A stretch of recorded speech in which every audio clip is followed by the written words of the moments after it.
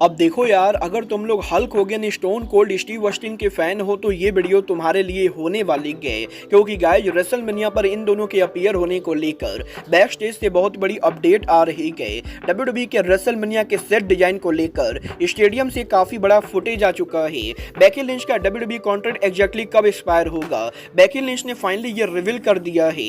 Monday night raw पर CM Punk के return होने के बाद सीएम पंक के प्रोमो की वजह से मेजर प्रॉब्लम हो चुकी है। डब्ल्यूडब्ल्यूई एनएक्सटी का एक बड़ा सुपरस्टार मेन रोस्टर पर फुल टाइम काम करने वाला है।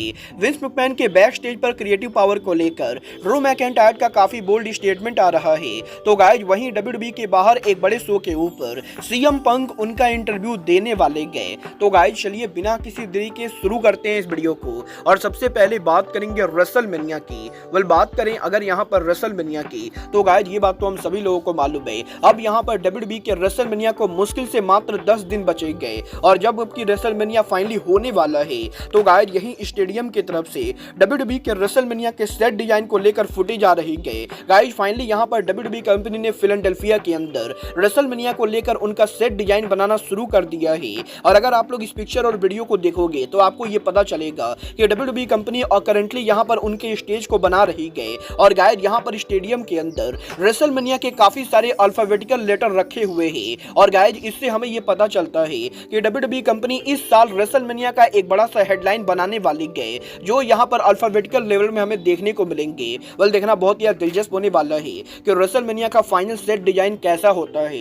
बट जहां तक बात रही रेसलमेनिया की, तो गाइस यहीं अब डब्ल्यूडब्ल्यूई के रेसलमेनिया के ऊपर Hulk Hogan, stone cold Steve Austin के रिटर्न होने को लेकर बैक स्टेज से बहुत बड़ी अपडेट आ रही है। गाइस यहां पर डब्ल्यूआई इनसाइडर ने यह कंफर्म कर दिया है कि डेफिनेटली डब्ल्यूडब्ल्यूई के बैक स्टेज के ऊपर स्टोन कोल्ड स्टीव ऑस्टिन के रेसलमेनिया पर आने को लेकर काफी सारी प्लानिंग चल रही है। और अगर यहां पर डब्ल्यूडब्ल्यूई ऑस्टिन को सही अमाउंट के पैसे देती गए तो ऑस्टिन यहां पर डेफिनेटली रेसलमेनिया पर अपीयर हो सकते गए, क्योंकि गाइस रेसलमेनिया वीकेंड के अंदर स्टोन कोल्ड स्टीव ऑस्टिन पूरी तरह से फ्री होने वाले गए और वो यहां पर पॉसिबली रेसलमेनिया पर आने वाले गए। बट गाइस यहां पर स्टीव ऑस्टिन के बाद जो दूसरा नाम रेसलमेनिया पर आने वाला है वो यहां पर इमोर्टल हल्क होगन होंगे। गाइस यहां पर पिछले 2 हफ्तों से डब्ल्यूडब्ल्यूई के बैक स्टेज के ऊपर हल्क होगन के रिटर्न होने को लेकर लगातार क्रिएटिव टीम के बीच में बातें चल रही है। और गाइज आप लोग ये लगभग कंफर्म मानकर चल सकते हो कि हल्क होगन रेसलमेनिया 40 पर अपीयर होंगे। बट गाइज अभी तक डब्ल्यूडब्ल्यूई कंपनी ने ये डिसाइड नहीं किया है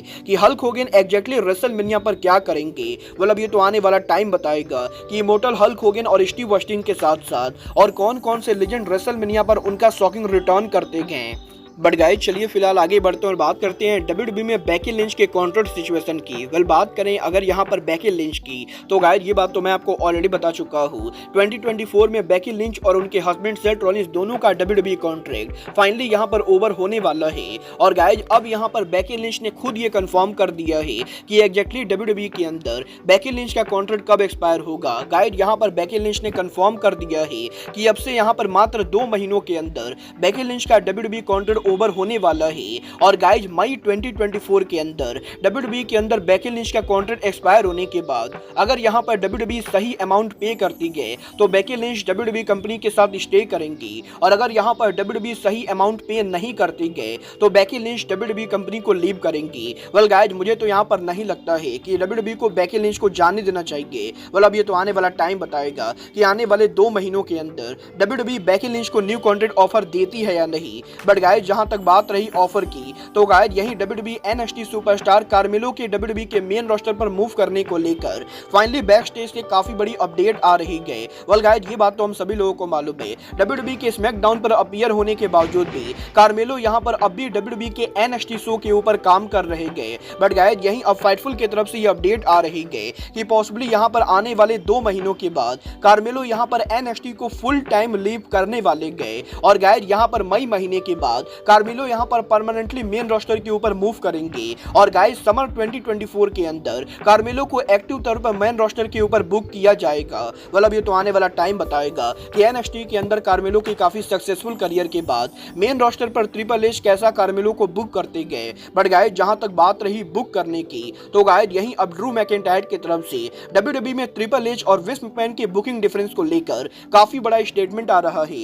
गाइस यहां पर ड्रू मैकिंटायर का यह कहना है कि ड्रू ड्रू मैकिंटायर ने 10 साल से भी ज्यादा टाइम तक विंस मैकमैन के अंडर काम किया है। और गाइस डेफिनेटली मैकिंटायर ये बोल सकते गए कि जब विंस मैकमैन डब्ल्यूडब्ल्यूई के क्रिएटिव टीम के हेड थे तो डब्ल्यूडब्ल्यूई के अंदर किसी को भी ये नहीं पता होता था कि विंस मैकमैन कब यहाँ पर क्या करेंगे, क्योंकि गाइस काफी बार लास्ट मिनट के ऊपर विंस मैकमैन काफी सारी चीजों को चेंज कर दिया करते थे, जिनकी वजह से लोगों को काफी प्रॉब्लम होती थी। और गाइस यहाँ पर जो स्क्रिप्टिंग 2 महीनों से लिखी गई थी, विंस मैकमैन उन स्क्रिप्ट को भी लास्ट मिनट के ऊपर चेंज कर देते थे, जिसकी वजह से रेसलर्स को काफी प्रॉब्लम होती थी। बट गाइस जब से यहाँ पर ट्रिपल एच ने डब्ल्यूडब्ल्यूई को टेक ओवर किया है, तब से यहाँ पर ट्रिपल एच विंस मैकमैन के मुकाबले डब्ल्यूडब्ल्यूई कंपनी को काफी आराम तरीके से चला रहेंगे। और गाइस विंस मैकमैन की तरह ट्रिपल एच लास्ट मोमेंट के ऊपर ना तो किसी भी स्टोरी लाइन को चेंज करते गए और ना ही विंस मैकमैन की तरह ट्रिपल एच बैक स्टेज के ऊपर रेसलर्स के ऊपर चिल्लाया करते गए। और इसीलिए ड्रू मैकिंटायर विंस मैकमैन के मुकाबले ट्रिपल एच के अंदर काम करना ज्यादा पसंद करते गए।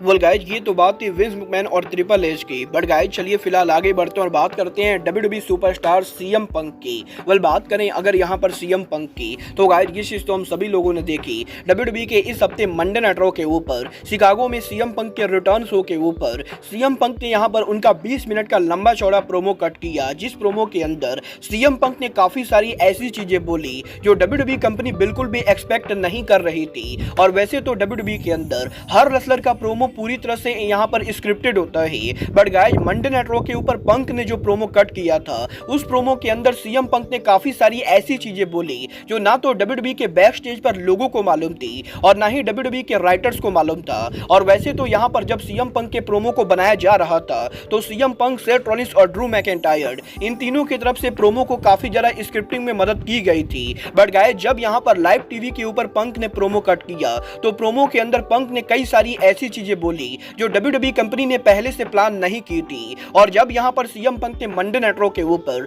ड्रू मैकिंटायर को मॉक करने के लिए विंस मैकमैन का रेफरेंस दिया तो गाइस डब्ल्यूडब्ल्यूई के बैक स्टेज के ऊपर ट्रिपल एच सहित काफी सारे लोग पूरी तरह से शॉक हो गए थे, क्योंकि गाइस डब्ल्यूडब्ल्यूई में लोग ये एक्सपेक्ट नहीं कर रहे थे कि पंक लाइव टीवी के ऊपर विंस मैकमैन का रेफरेंस देंगे। और गाइस डब्ल्यूडब्ल्यूई की प्रोडक्शन टीम भी इस चीज को लेकर काफी कंफ्यूज थी कि आखिर सीएम पंक ऐसी बातें क्यों कर रहे गए। बट गाइस यहां पर विंस मैकमैन के अलावा सीएम पंक ने जब यहां पर सेथ रॉलिंस की वाइफ को लेकर बातें की तो गाइस ये चीजें भी स्क्रिप्ट के अंदर पहले से नहीं थी। और गाइस यहां पर सीएम पंक के ऐसी अनस्क्रिप्टेड चीजें बोलने की वजह से जब यहां पर प्रोमो ओवर होने के बाद CM Punk back stage area पर पहुंचे तो काफी सारे लोग प्रोमो को लेकर काफी ज्यादा परेशान थे। और गाइस डब्ल्यूडब्ल्यूई के बैक स्टेज के ऊपर काफी सारे लोग सीएम पंक के इस बिहेवियर से खुश भी नहीं थे। बट गाइस यहां पर अच्छी बात यह है कि सीएम पंक के बैक स्टेज पर जाने के बाद डब्ल्यूडब्ल्यूई के क्रिएटिव टीम के साथ सीएम पंक ने बैठकर बात की और अब यहां पर एक बार फिर से चीजें नॉर्मल हो चुकी गए। वेल गाइस यहां पर यह कहना बिल्कुल भी गलत नहीं होगा कि सीएम पंक अगर ऐसी चीजें आगे भी करने वाले गए तो गाइस ये पंक के करियर के लिए बिल्कुल भी बढ़िया नहीं होने वाला है,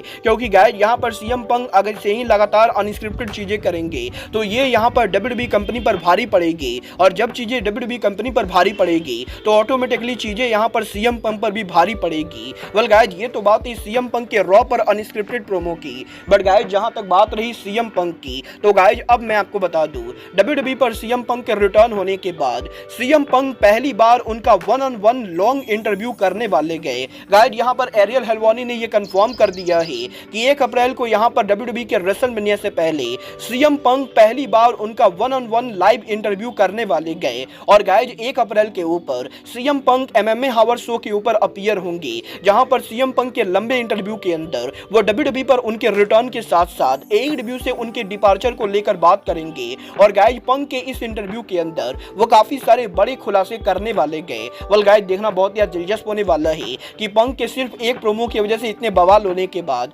पंक इस इंटरव्यू के जरिए कितने बवाल करते गए। बट गाइस फिलहाल के लिए अब आज के इस वीडियो में बस इतना ही। मैं मिलता हूं आपसे अपने अगले वीडियो में। बट गाइस तब तक के लिए goodbye, good night and bang.